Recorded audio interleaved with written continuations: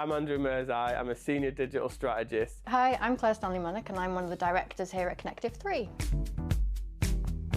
We've noticed a lot, especially in the recent past, that a lot of advertisers don't really have a strategy, and there's a lot of focus, especially on short-termism and just making sure that targets for that week are being hit, but that's going to jeopardize the long term. We wanted to create a team that helps the advertisers that we work with see beyond this and help connect all their channels together. We've created a digital strategy team here at Connective 3 because we need to make sure that we're identifying the biggest opportunities for clients, that we're recommending they spend their budget in the right areas, and that sometimes might be outside a channel that we currently look after. It's about taking a top-down approach in terms of what's your strategy, then what tactics and channels do we use, rather than a bottom-up approach, which a lot of agencies use. These are the channels, so how do we fit that into the advertisers we work with? So we wanted to flip it on its head and help our clients. It's good to understand the audiences, the motivations, the objections,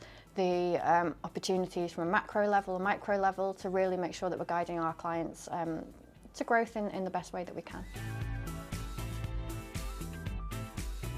Our specific role in the planning and insights team is to understand our clients' market, so what's going on economically, what's happening to the cultural shifts in the world, what's happening to competitor dynamics, and how does our advertisers we work with fit into all that, and how does it impact them? But also to look at the QBRs and the sort of strategic stop points within projects to make sure again that we're putting the right recommendations together, and should we be starting to look at other things that are going to shift the dial. We're also experts in understanding audiences, so we'll help work with businesses to create audience segments and really drill down into the detail of how we communicate against them. We'll then take all that and form a core strategy, like I said before, for all marketing communications to lean against. And ultimately just to make sure that anybody that comes to us, whether it's part of an existing project or a brand new standalone project, gets the right answers that will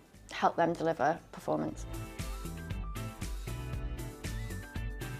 In order to make sure that we do thorough market research and making sure that we do put the right answers in front of our clients with their challenges, we use our maker model, which really helps give us a full approach to strategic planning and means there's no gaps missed. All it is an acronym which stands for market, audiences, your key opportunities, how do we execute that, and what reward will you get at the end of it. M is market, whereby we'll look at all the macro factors, what competitors are up to, the economic, socio-economic, technological factors, so what's sort of changing, is interest in the market growing, is it on the decline? Then we look at the audiences, so that can take into account focus groups or surveys or online desk research, and really identify who are the different audiences that are appropriate for this client, as well as their motivations and objections, so that we can help create strategies that answer all of these things.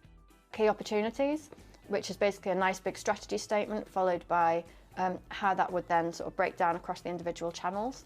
Execution, which is the E, is the real sort of rollout depth of the plan, all the details of how each of the individual channels will work to their own goals. The R is reward, because sometimes that can be so much more than a number on a spreadsheet. The strategy and insights team will be predominantly at the start of that, the M, A and K, and then we'll use our channel teams for the rest of it. And it just means that there's a clear structure with how we plan, and you end up with a good result at the end. One is for a client where we realised in a hotel space that the biggest thing people were looking for after COVID was well-being and a bit of a rest and a bit of a break from the norm. So rather than going in with room rates, bedrooms, things like that, it was actually all about treat yourself, have some time away, and some beautiful photos of spas and golf and that kind of stuff. And that really resonated and worked really well. One example I can give of where we've worked with an advertiser before is that we identified gaps in their market in terms of their competitors, and that no one was actually doing anything special, and it was actually a really bland market too. So we took that data and actually helped them create a new brand to go into market with, and completely redesign and move the market forward in something that's quite stagnated. if you want to know any more about our digital strategy framework or how we do our digital strategy and insights, then head across to connective3.com.